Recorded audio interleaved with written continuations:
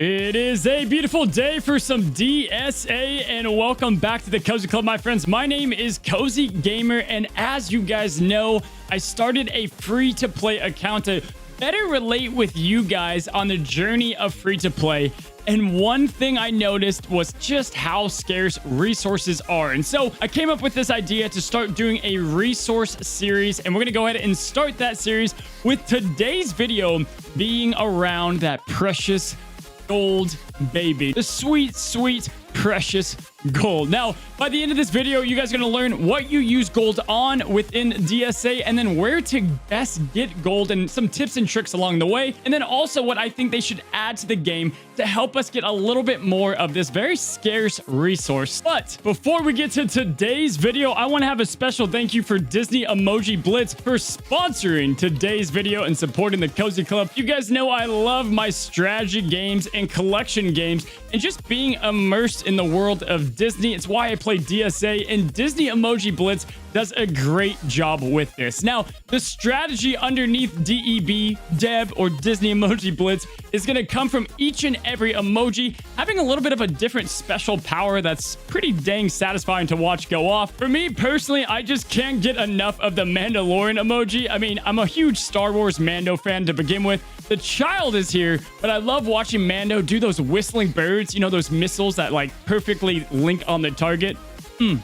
So satisfying. But altogether, I really enjoyed this game. And if you guys are looking for another game of collecting and getting inside that world of Disney, they add emojis each and every month, and it's just a nice game to pick up and, again, just have different emojis and different things within the game. Some light strategy, some good collection, and again, just being in that world of Disney each and every day. And as I know, you guys already do this on the DSA Discord. You get these little emojis that you can send to your friends as well through text messages. That's kind of a cool added bonus. The artwork in these emojis is a nice added detail. So, my friends, you can download this game with the link below. That is going to act as a sort of creator code for myself, and if you want to help support me and the channel, this is an awesome, great way to do so. And in addition, we're going to do a little bit of a giveaway. We'll be giving away a good amount of gems, guys, 2 friend packs worth about 20 bucks a piece, and all you have to do is download the game with my code, get to level 10, screenshot that level 10 account, and then go ahead and at me at my Twitter with a picture of the account, and I'll be picking 2 winners of the $20 gym packs a month from when I release this video. We're gonna add a little competition, a little contest to make this a bit more fun altogether. I again want to thank Disney Emoji Blitz for sponsoring today's video. Let's go ahead and get to that resource guide.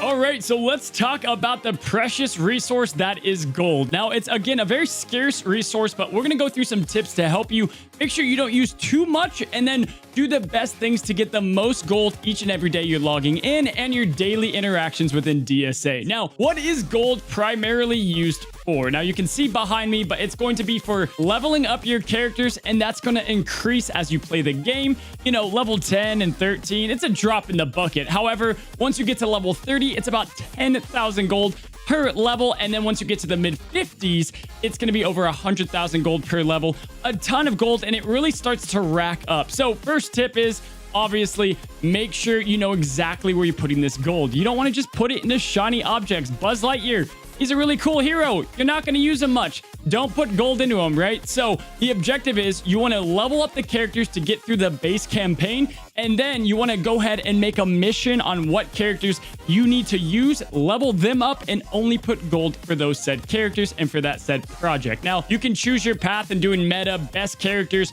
level them up, or if you're just going to have fun and you want to kind of just get your favorite characters up or a certain faction, you can put gold in that way.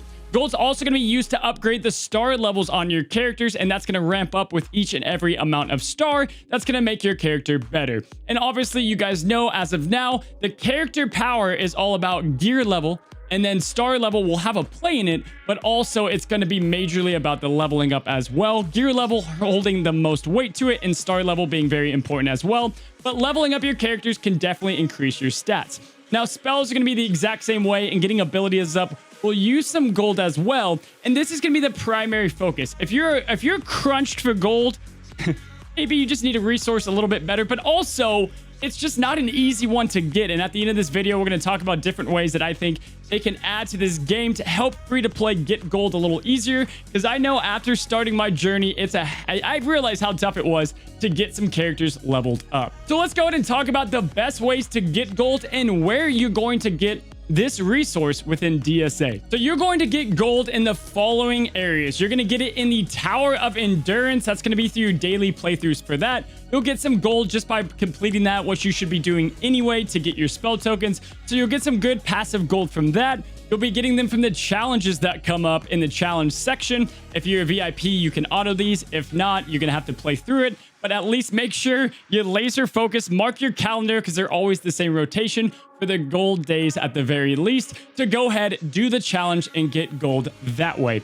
In addition, you're going to be getting it through other events. I know the Onward event is one of the best events to get gold. Some people go for Ian and Barley because just the resources along with it give you some great gold. And then, of course, on top of that, there is the Scrooge Money Heist event, and that's going to be the big ticket item. That's going to be where a lot of the gold is. And you're going to need 5 downtown villains in order to get the characters needed to play this event. And with that being said, the downtown villains as of now that I recommend going for is going to be Demona. She's a starting character. She's going to be great to kind of help you just go ahead and have a character unlocked for the villains campaign and to get it for the Money Heist event. On top of that, Chunk, Syndrome are both very easy characters to get. Dr. F is vital within your entire playthrough of the game. And then lastly, Big Bad Wolf. So those are the 5 I would concentrate on.